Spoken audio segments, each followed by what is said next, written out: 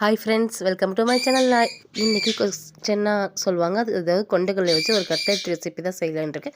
இது ரொம்ப ஈஸி. எப்படி செய்யறதுன்னு சொல்லுவாங்க. வீடியோகிராம் வெள்ளை கொண்டைக்கடலை எடுத்திருக்கேன். இது 4 மணி நேரம் நல்லா ஊற வச்சு எடுத்துகிட்டு வாஷ் பண்ணிவிட்டேன். இப்போ ஒரு குக்கரில் போட்டுட்டு கொஞ்சமாக தண்ணி ஊற்றிட்டு ஒரு விசில் விட்டால் போதும். ரொம்ப குழைய வேக வைக்கக்கூடாது. உப்பு போட தேவையில்லை. இது குக்கர் மூடி போட்டு வேக வச்சு எடுத்துக்கிறேன். குக்கர் நல்லா விசில் வந்துருச்சு. இப்போ விசில் அடங்கினதும் திறந்துட்டு இதை வடிகட்டி ஆற வச்சுக்கிறேன். ஆற வச்சதுக்கப்புறம் இது ஒரு மிக்ஸி ஜாரில் போட்டுட்டு நல்லா அரைச்சி, தண்ணி விடாமல் அரைக்கணும். இந்த மாதிரி கிட்டியே இருக்கணும். அரைச்சி எடுத்துக்கிட்டதும் 2 பெரிய வெங்காயம் பொடி நறுக்கணும் சேர்த்துக்கிறேன். கேரட், பீன்ஸ், முட்டைக்கோஸ், மூஸ் எல்லாம் சேர்த்து 1 கப்பு. பச்சை மிளகா காரத்துக்கு ஏற்ப சேர்த்துக்கோங்க. கொஞ்சம் கொத்தமல்லி, கருவேப்பிலை, உப்பு, கரம் மசாலா, மல்லித்தூள் இதெல்லாம் சேர்த்து நன்றாக பிசைஞ்சு எடுத்துக்கிறோம். இஞ்சி பூண்டு பேஸ்ட் 1/2 டீஸ்பூன் சேர்த்துக்கோங்க.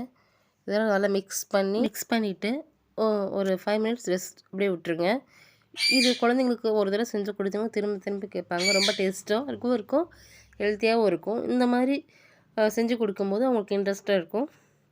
இது ஒரு ஈவினிங் ஸ்நாக்ஸாகவும் செஞ்சு தரலாம்.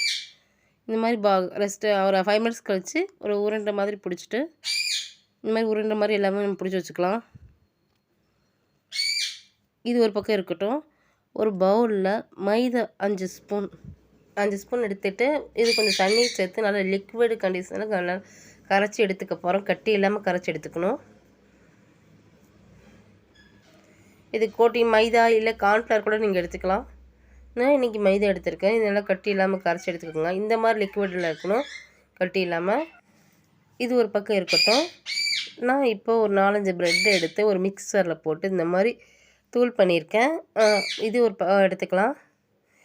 உங்களுக்கு ரவுண்ட் ஷேப்பில் இது வேணும்னா ஒரு குக்கிங் கட்டரோ இல்லை ஒரு டிஃபன் பாக்ஸ் மூடியோ இல்லை இந்த மாதிரி பாட்டில் மூடி ஏதாவது இருக்கு இல்லையா, அதில் வந்துட்டு மைதாவில் டஸ்ட் பண்ணிக்கிட்டிங்கன்னா நம்ம இது மாதிரி வைக்கும் போது ஒட்டாமல் வரும். நான் மைதா மாவில் இதே மாதிரி எல்லாமே செஞ்சு எடுத்ததுக்கு அப்புறமா நம்ம மைதா மாவில் ஒரு கோட்டிங் கொடுத்துட்டு ப்ரெட் தூளில் பிரட்டி எடுத்துக்கிட்டு ஃப்ரை பண்ண வேண்டியதான்.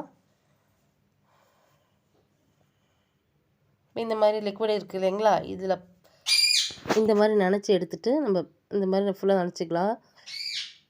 நனைச்சி எடுத்துகிட்டு ப்ரெட் தூளில் வந்துட்டு இந்த ப்ரெட்டு தூளில் நம்ம வந்துட்டு இப்படி கோட்டிங் அப்படியே இருக்கட்டும். இந்த மாதிரி எல்லாமே நம்ம செஞ்சு எடுத்துக்கலாம். இந்த மாதிரி செஞ்சு எடுத்ததுக்கப்புறமா ஒரு எண்ணெய் ஹீட்டான ஆயிலில் ஃப்ரை பண்ணி எடுத்துட வேண்டியது. இந்த மாதிரி ஃப்ரை பண்ணுங்கள். இல்லைன்னா ப்ரெட் தூள் வந்து கோட்டிங் கொடுத்துருக்கோம், அது தீஞ்சு போன மாதிரி சீக்கிரம் இதாகிடும். அது லோ ஃப்ளேமில் வச்சுக்கோங்க. இந்த மாதிரி கோல்டன் ப்ரௌன் வந்தோடனே எடுத்துடலாம். ஏன்னா வச்சோன்னா ஏற்கனவே வந்துருச்சு இல்லைங்களா, அதனால் சீக்கிரமாக நம்ம எடுத்துட வேண்டியதான். இந்த மாதிரி கோல்டன் ப்ரௌன் வந்தோடனே எடுத்துகிட்டு நம்ம சாஸோட பரிமாற வேண்டியதான். இந்த வீடியோ பிடிச்சதை லைக் பண்ணுங்கள், ஷேர் பண்ணுங்கள், கமெண்ட் பண்ணுங்கள், சப்ஸ்கிரைப் பண்ணி பக்கத்தில் இருக்க ஆளுங்கிற பட்டனை கிளிக் பண்ணுங்கள். Bye friends.